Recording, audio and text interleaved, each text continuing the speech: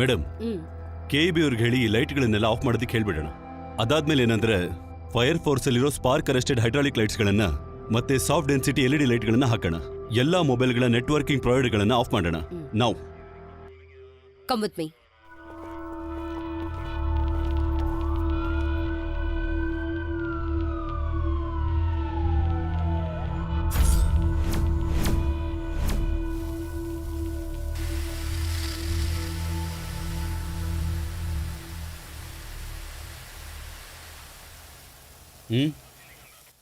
ಇಲ್ಲೆಲ್ಲ ಸರಿಯಾಗಿದೆ.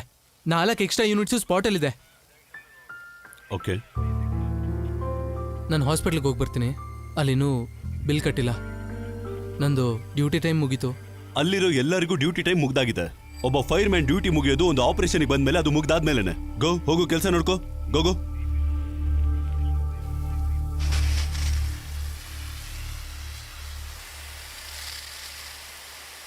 ಟ್ಯಾಂಕಲ್ಲಿ ಫುಲ್ ನೀರಿದೆಯಾ ಅಂತ ನೋಡು. ನೋಡು. ನೋಡ್ತೀನಿ ಸರ್.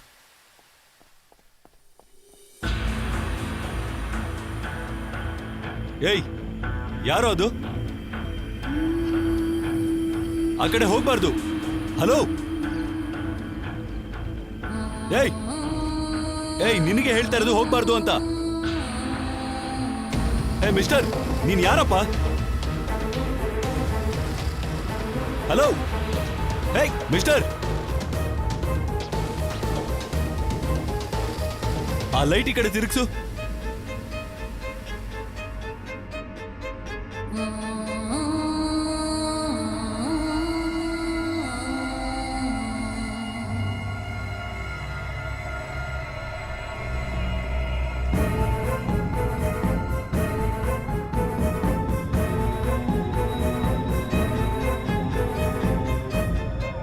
ಏಯ್, ನಿನಗೆ ತಾನೇ ಹೇಳಿದ್ದು ಬರ್ಬೇಡ ಅಂತ. ಹಲೋ, ಬಂದ್ ಬಾಗ್ಲು ತೆಗಿ. ಬಾಗ್ಲು ತೆಗಿಯ.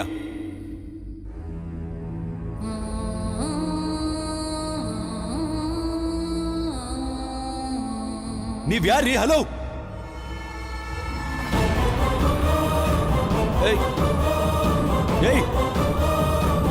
ಇಲ್ಲಿಗ 6 ಗಂಟೆ ಆಯ್ತು.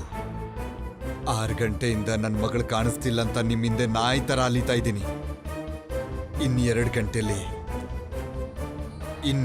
ಗಂಟೆಲಿ ನನ್ನ ಮಗಳು ನನಗೆ ಸಿಗ್ಲಿಲ್ಲ ಅಂದ್ರೆ ಹತ್ತಿಸ್ಬಿಡ್ತೀನಿ.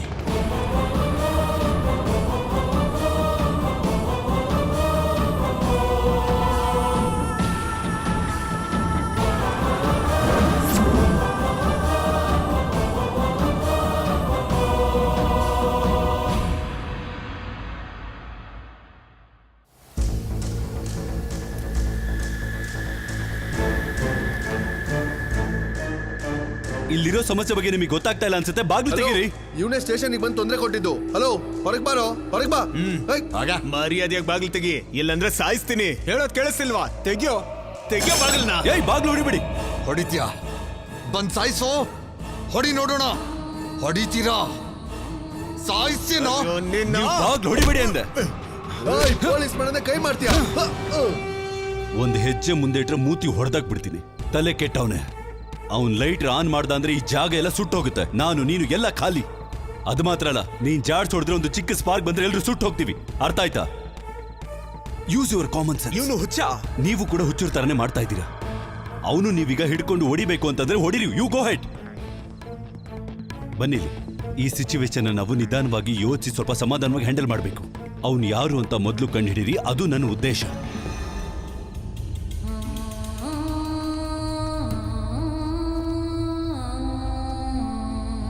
ಸರ್, ಅವ್ರ ಹೆಸರು ನರೇಂದ್ರ ಆಚಾರ್ಯ ಅಂತ. ಅವರು ಕೊಳ್ಳೆಗಾಲದಿಂದ ಬಂದಿದ್ರು ಅಂತ ಹೇಳ್ತಿದ್ರು.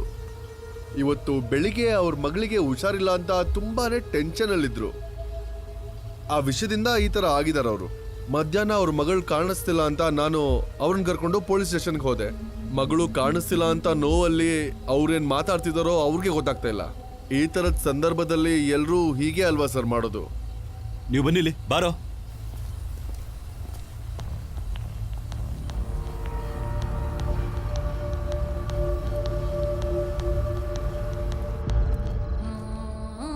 ಸರ್, ಸರ್, ಪೊಲೀಸರು ನಿಮ್ಮ ಮಗಳ ಬಗ್ಗೆ ಎನ್ಕ್ವೈರಿ ಶುರು ಮಾಡಿದ್ದಾರೆ.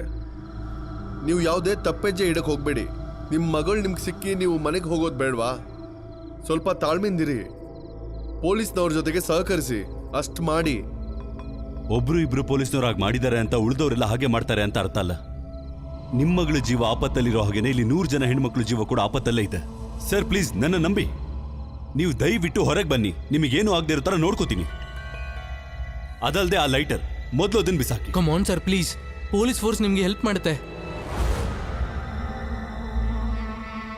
ಇಲ್ಲಿರೋರ್ ಎಲ್ಲ ಪ್ರಾಣಕ್ಕೂ ಅಪಾಯ ಇದೆ ಅಂತ ಗೊತ್ತಿದ್ದೇ ಇಲ್ಲಿ ನಿಂತಿದ್ದೀನಿ. ಈ ಲೈಟ್ರ್ ನನ್ನ ಕೈಯಲ್ಲಿರೋರ್ಗೂ ಮಾತ್ರ ಅವರೆಲ್ಲರೂ ನನ್ನ ಮಾತು ಕೇಳ್ತಾರೆ. ನನ್ನ ಮಗಳನ್ನ ವಾಪಸ್ ಕರ್ಕೊಂಡು ಬರೋದಕ್ಕೆ ನನಗಿರೋ ದಾರಿ ಇದು ಒಂದೇ ಸರ್.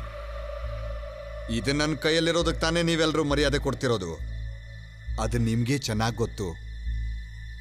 ಏನು ಗೊತ್ತಿಲ್ಲದೆ ನಿಂತಿದ್ದೀನಿ ಅಂತ ಅಂದ್ಕೋಬೇಡಿ. ಎಲ್ಲವನ್ನೂ ಸರಿಯಾಗಿ ಯೋಚನೆ ಮಾಡಿನೇ ಈ ಜಾಗದಲ್ಲಿ ಬಂದು ನಿಂತಿದ್ದೀನಿ. 50 ಕ್ಯೂಬಿಕ್ ವಾಲ್ಯೂಮ್ ಇರೋ ಟ್ಯಾಂಕರ್ ಬಿದ್ದೋಗಿದೆ.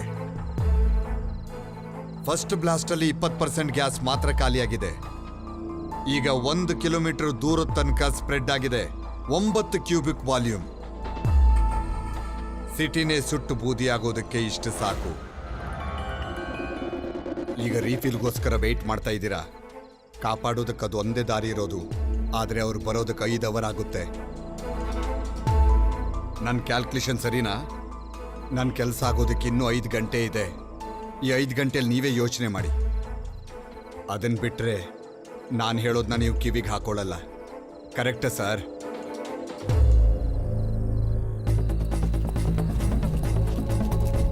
ನನ್ನ ಮಗಳ ಜೀವಕ್ಕೂ ಮಾನಕ್ಕೂ ಯೋಚನೆ ಮಾಡಿದಿರೋ ಪೊಲೀಸರಿಗೆ ಇದಾಗಬೇಕಾಗಿರೋದೆ. ನನ್ನ ಮನಸ್ಸಿಗೆ ಎಷ್ಟು ನೋವಾಗಿದೆಯೋ ಅವರಿಗೂ ಅದೇ ರೀತಿ ಆಗಬೇಕು. ಒಂದು ವೇಳೆ ನಾನು ಇದರಲ್ಲಿ ಸೋತ್ ಬಿಟ್ರೆ ನಾನು ಬದುಕಲ್ಲ, ನಾನು ಸತ್ತೋಗ್ತೀನಿ.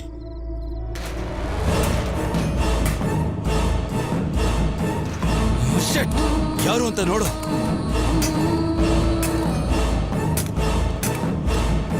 ಏಯ್, ನೀವು ಅವಸರದಲ್ಲಿ ಏನು ಮಾಡಬೇಡಿ.